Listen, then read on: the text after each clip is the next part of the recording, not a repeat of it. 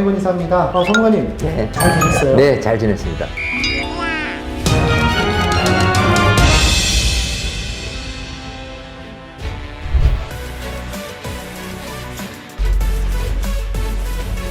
을 늘렸는데도 아파트 가격을 못 잡은 이유, 그 이유가 뭘까요? 우리가 이제 프로야구 경기를 이제 보다 보면 이 상위권에 있는 팀이 가지고 있는 특성 중 하나가 있습니다. 이 강팀들은 투수가 잘 막아줄 때 이 타자들이 점수를 많이 뽑아서 승리를 한다는 점입니다. 반대로 이 하위권에 맴도는 팀들을 보면요, 이 투수들은 잘 던져주는데 이 타자들이 못 친다든지 타자들이 애써서 점수를 내면 투수들이 더 못 던져서 너무 점수를 쉽게 준다는 점입니다. 이것을 우리는 흔히 투타의 조화가 잘 맞아야 그 팀이 잘 된다라고 표현을 합니다. 이 부동산 시장의 수요와 공급도 이와 같다고 생각을 합니다. 이 수급의 조화가 잘 맞아야 하겠죠. 자, 그래야 가격이 안정돼서 많은 사람들이 이 집을 구매할 때 예측 가능한 상태에서 구매 결정을 하게 됩니다. 만일 수요와 공급 시기가 맞지 않아서 이 엇박자가 나면 가격은 불안정한 상태에 놓이게 됩니다. 지난 문재인 정부는요, 신규 주택 공급 문제에 대해서 절대적으로 손을 놓은 것은 절대 아닙니다. 오히려 지난 혹은 그 전에 정부보다도 공급에 대한 마인드는 더 확실히 있었던 것으로 추정이 됩니다. 사람들은 지난 정부에 대한 평가를 내릴 때 수요만 억제하고 공급을 크게 신경 쓰지 않았다고 여기는 걸까요? 가장 핵심적인 것은 지난 정부가 부동산 시장에서 이 주택 공급 자체에 대한 제대로 된 이해가 부족하지 않았나라는 생각이 듭니다. 이 부동산 시장에서의 주택은 기존 주택과 또 앞으로 준공 예정인 신규 주택으로 구분할 수 있습니다. 2003년 이후 역대 정부 시기에 전국적으로 약 한 40만에서 50만 정도 가구의 주택이 신규로 공급이 되었습니다. 이 중에서 수도권에서만 연평균 약 한 10만에서 20만 가구가 공급이 되었죠. 자, 지난 정부, 문재인 정부 시기인 2017년에서 2020년도에도 꾸준히 수도권에 약 20만 가구가 공급이 되었습니다. 자, 그런데 이 서울의 아파트 가격은 지난 문재인 정부에서 가장 많이 올랐습니다. 뭔가 아이러니하죠. 공급은 늘었는데 가격은 띵했으니까 말이죠. 이미 지어진 이 주택의 가구 수는 2020년 기준으로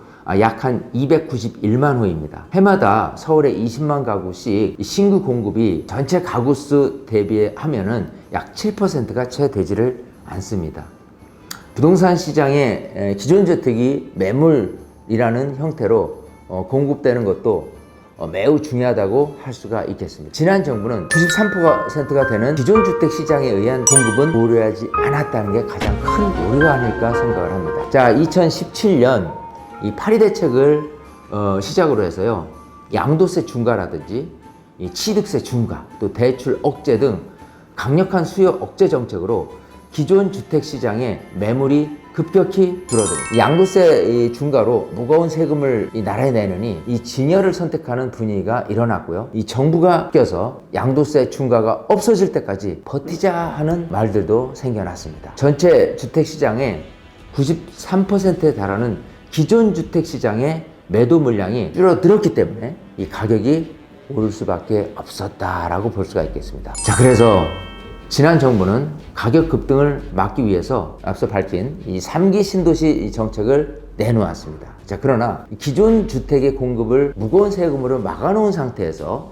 이 신도시 발표망으로 가격 급등을 잠재울 수는 없었던 것이죠. 3기 신도시 공급 계획은요, 지난 2003년 노무현 정부 때처럼요, 장기간의 이 치밀한 계획에서 나온 것이 결코 아닙니다. 오히려 지난 문재인 정부 취임 후에 신규 주택 공급에 대한 시그널을 부동산 시장에 줌으로써요, 이 투자 심리를 일시적으로 잠재우기 위한 임시 방편적인 조치라고 밖에 볼 수가 없습니다. 신도시 건설을 통한 신규 주택 공급은요, 이 재개발, 재건축 등의 정비 사업을 추진하는 데 소요되는 기간보다 다소 짧습니다.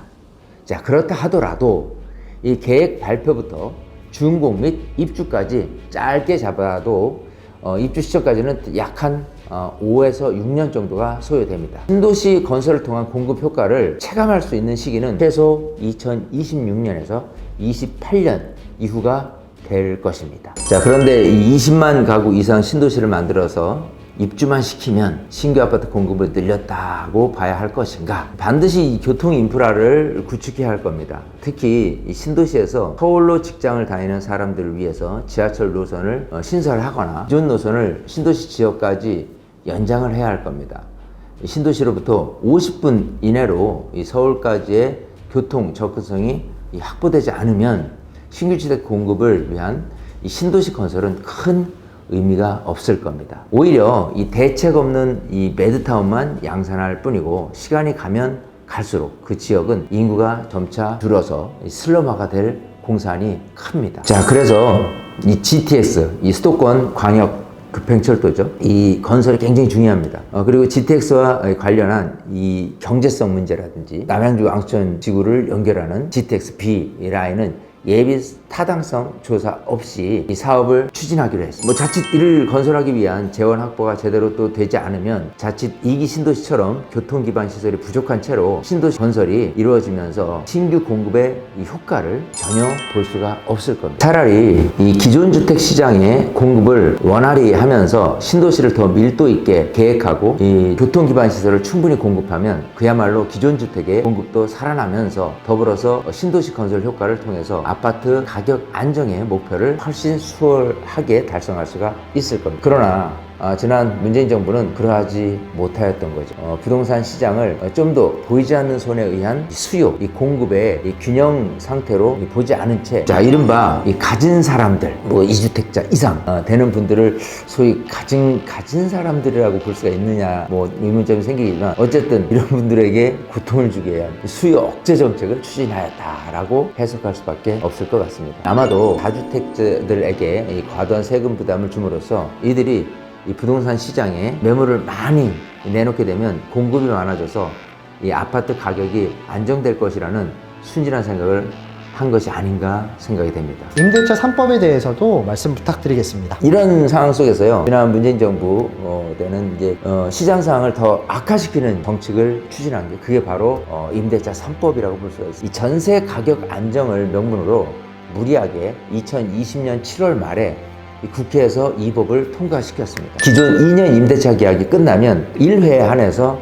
추가 2년을 보장하는 계약갱신 청구권, 자, 임대료 증액 상한선을 이전 계약이 5% 이내로 제한하는 전 월세 상한제, 임대차 계약 당사자가 계약 30일 이내에 신고해야 하는 전월세 신고제가 그것입니다. 네, 그런데 역시 이 법을 시행하던 이 시기조차 아이러니하게 오히려 이 주택 가격이 소폭이나마 안정세를 보이던 시기였습니다. 2018년 발표한 9.13 대책과 2019년 12월 16일 대책 이후 2017년부터 크게 올랐던 부동산 가격은 이 숨고르기에 들어가서 어느 정도 상승세가 주춤하던 시기였습니다. 자, 그러나 임대차 3법 통과 이후에 이 안정세를 보이던 전세 가격은 다시 상승하기 시작하였고요. 가격 상승을 부추긴 원인이 임대차 3법 중에 계약갱신 청구권과 5% 임대료 증액 제한 조항입니다. 당연히 이 집주인들은 법적으로 4년 동안 5% 정도밖에 전세 보증금을 올리지 못합니다. 자, 그래서 전세 계약이 끝나는 대로 신규 전세금을 대폭 올리는 현상이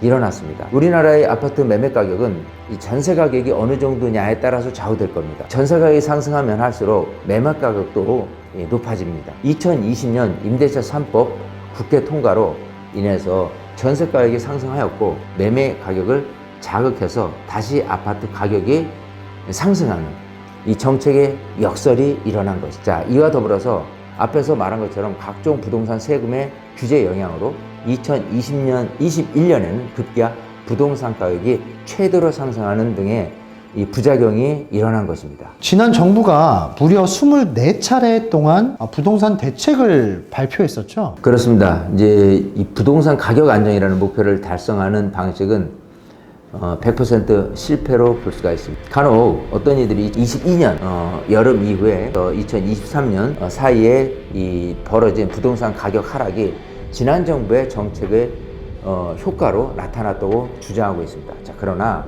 이것은 미 연준의 급격한 금리 인상, 2022년만 해더라도 1년 동안 0.25%에서 4.5%로 무려 4.25%의 기준금리 인상이 있었습니다. 영향이 가장 큰 탓이 아닐까 생각이 됩니다. 전세 가격은 전세자금 대출과 밀접한 관계가 있고 대출금리가 5에서 6%대로 치솟는 바람에 전세 수요가 급격히 줄고 반전세나 월세로 이동하였기 때문에 전세 가격이 하락하였습니다. 전세 가격의 하락은 곧 매매 가격의 하락으로 이어집니다. 결론적으로 지난 문재인 정부는 신규 주택 공급에 대한 이 많은 노력과 공을 들인 것은 사실입니다. 그러나 이 무거운 세금 정책으로 인해서 부동산 시장에서 물량으로도 비중이 매우 큰 기존 주택의 공급을 사실상 무력화하였습니다. 무력화시킨 거죠. 아무리 공급 계획을 발표하고 부랴부랴 공공 재개발이라는 명목하에 정부나 지자체에서 공급에 대한 적극성을 보인다 하였다 하더라도 이 부동산 가격을 자극하고 이 기존 주택 공급의 시장으로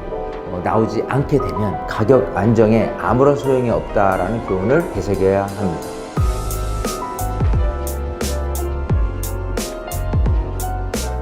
지금까지 쏙쏙 부동산이었습니다.